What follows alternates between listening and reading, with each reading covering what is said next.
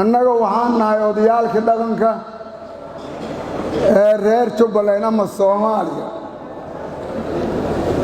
Soomaaliya annaga hore u dhisnay federaalka odayaalkii 135 baan ka mid ahayn Jubbaland annaga hore u dhisnay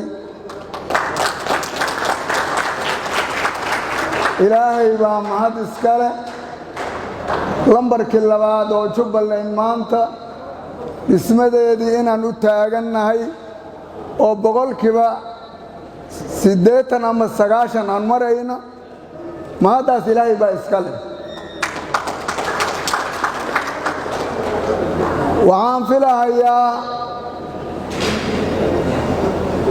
Jubbaland Soomaaliya ay ka mid tahay Soomaaliya ha noolaato midda xigta maanta waxaan aad ugu faraxsanahay shaqada wanaagsan ee guddiga doorashooyinka ay qabteen annaga oo la soconay si dhowna u la soconay annagoo matalayna bulshada rayidka ah sida ay waxay u qabteen aad baan ugu faraxsanahay waana sidii loo baahnaa processkan wuxuu u dhacay sidii loo baahnaa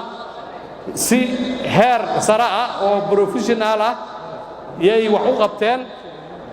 qaabkii wax u qabteenna aad baan ugu faraxsanahay waxaana soo dhaweynaynaa anagoo bulshada reerkana qiraynaa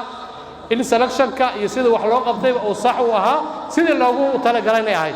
waxaan halkaan u soo istaagay wax badan ma aha waa kelmad hambalyo ah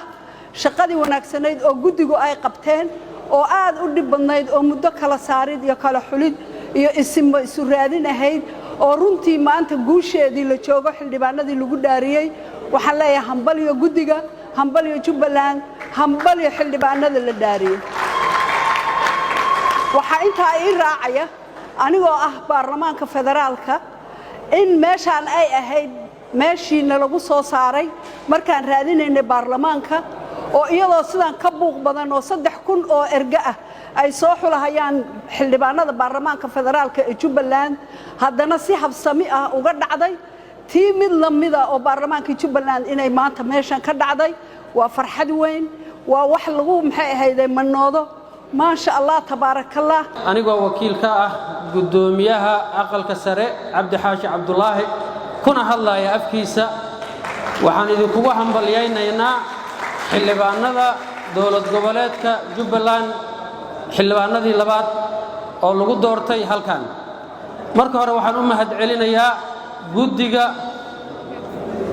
مركور وحن هاد علينا يا جوديجا ماذا